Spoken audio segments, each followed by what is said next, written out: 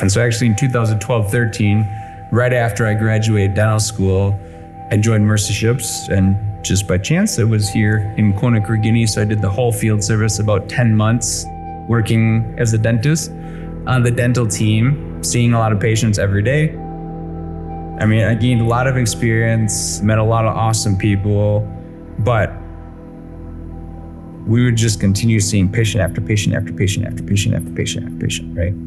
The line never stopped, just kept growing and growing and growing, right? And so you start looking at this problem, especially when you've been doing it for 10 months. There's some foundational principle that you're not hitting here, because why is that line growing? If the need is that much, why is the need that much? That experience with Mercy Ships in 2012-13 really got me interested in expanding and understanding and trying to learn more of how to affect the dental system here in Guinea. That was the start of how I got here. Why I'm here now? You wake up every day, and if this is the place you're supposed to be, you stay there. That's it.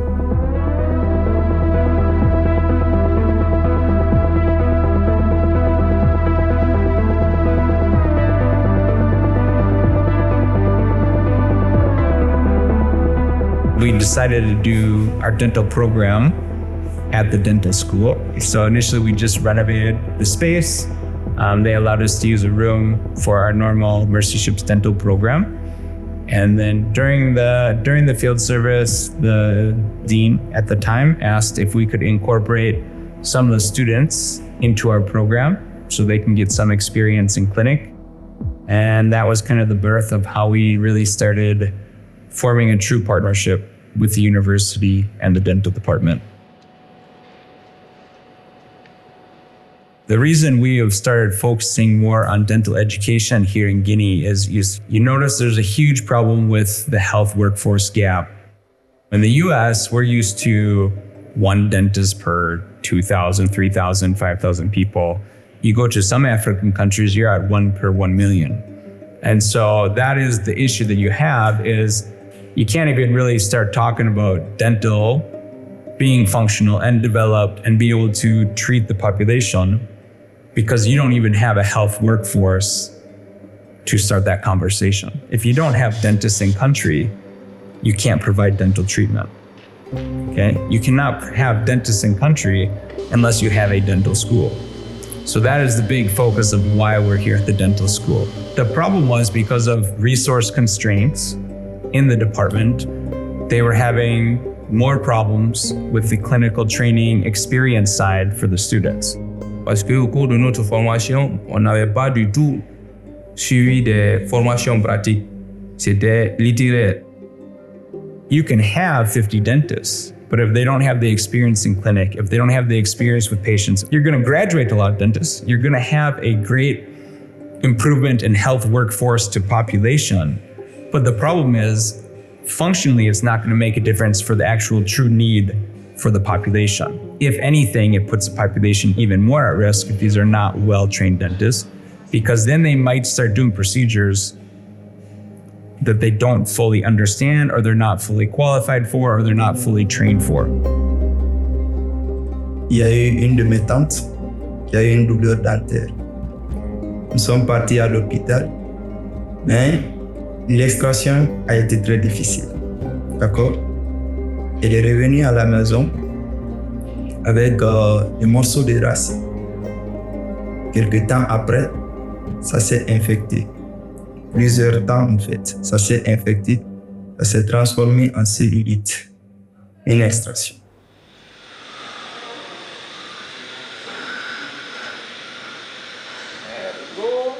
Donc, j'ai vu ça comme une chance pour moi de venir suivre la formation afin d'être prêt pour pouvoir aider la population. Car on dit plus souvent, celui qui ne vit pas pour servir ne sert à rien. Donc c'est ce qui nous motive beaucoup plus. We have more students that want to come in than we can handle. And that's not due to the personnel here, it's due to the actual physical space for training. So we are expanding the dental school by creating a clinical training center. right? And that's doubling the amount of dental chairs, along with tripling, quadrupling the amount of dental radiology areas, and then we'll be tripling, quadrupling the size of the dental simulation space for students. And those are kind of the areas we've seen over these past 3-4 years that make the biggest impact of improving the clinical skills for students. Donc, je pense que pour moi, c'est déjà une bénédiction divine que nous ayons eu l'opportunité de développer le département à ce point. Je pense que pour moi, c'est plus qu'une joie, c'est un rêve qui se réalise. Through this journey and pathway with the dental school, we realized that they were lacking specialists in specific areas in the fields of dentistry. Nous avons longtemps souffert des difficultés du manque d'enseignants spécialistes. So currently, Mercy Ships has an agreement with a dental school in Morocco that offers specialization training. That agreement allows us to place Ghanaian dentists, and we specifically chose dental students that spent time with Mercy Ships in their training. And what this agreement states is it gives them access to a 4-year specialty program at the university in Morocco. And once they're completed, the agreement states that they are to return to Guinea and they will become the teachers here at the dental school.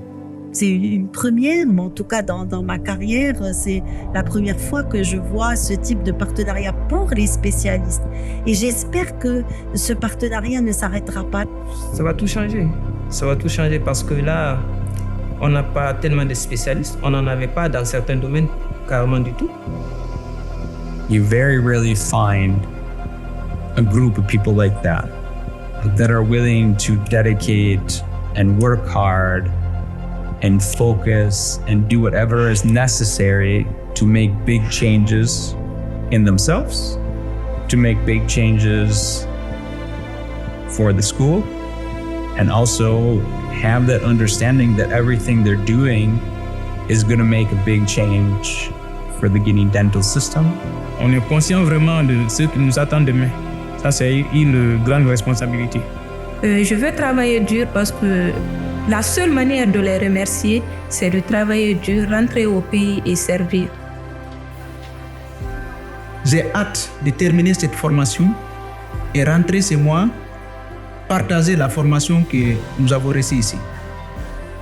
Parce que le besoin est là-bas, on connaît les besoins, on connaît les problèmes, je pense qu'on saura les solutions.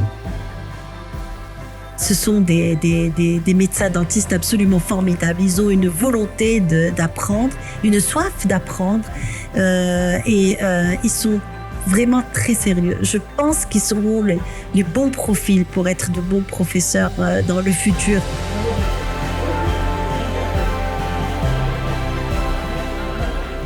Dr David a inculqué à nous la force, le courage d'apprendre. Il nous a fait rêver. Il m'a permis de savoir que les études, ce ne sont pas seulement d'être intelligent, mais par contre, c'est d'être endurant et courageux. Ça a déjà changé notre mentalité de voir notre profession. Ça nous a donné le goût d'avancer. Ça nous a donné le goût d'aller plus loin. Là, il a été à la base d'un tournant qui a vraiment impacté ma vie. Parce que nous aussi, avec tous les conseils qu'il nous a donnés, on va essayer de se battre. On va se battre pas pour nous seuls. On va se battre pour la Guinée. On va se battre pour faire rayonner la santé bucco-dentaire en Guinée. C'est pourquoi à chaque fois, chaque jour que je prie pour Mercy Ships et Dr David. Je prie pour eux pour qu'ils puissent davantage avoir les moyens pour aider les gens démunis et voilà, je vais pleurer. In Mercy Ships, we do anything we can for the patients, no matter what. No matter who they are, no matter where they come from, no matter what religion they are, no matter what tribe they're from, we put our resources for that surgery to be successful and they get the best care possible, which not only includes the surgical care, but also just having nurses and people around them, supporting them, loving them, caring them, treating them well, treating their family well, treating their caregivers well, hugging them, playing with them, singing with them, laughing with them, crying with them. All of those type of things go into why Mercy Ships as an organization is successful with our direct medical services, our direct surgical services. So then if you're looking at how are we going to support medical professionals in Africa, wouldn't you use the same approach? And that's what we're trying to reproduce here. The same stuff that you see when you walk onto the ship. I want someone to walk into Gumal and say, hey, something is different here. I can't understand what it is. That is the number one thing people say about Mercy Ships. I walked onto that ship and something is different here. I cannot explain it, but something is different here. And I hope someone walks into this clinic, into this school and says, hey, something is different here. That will be my measure of success.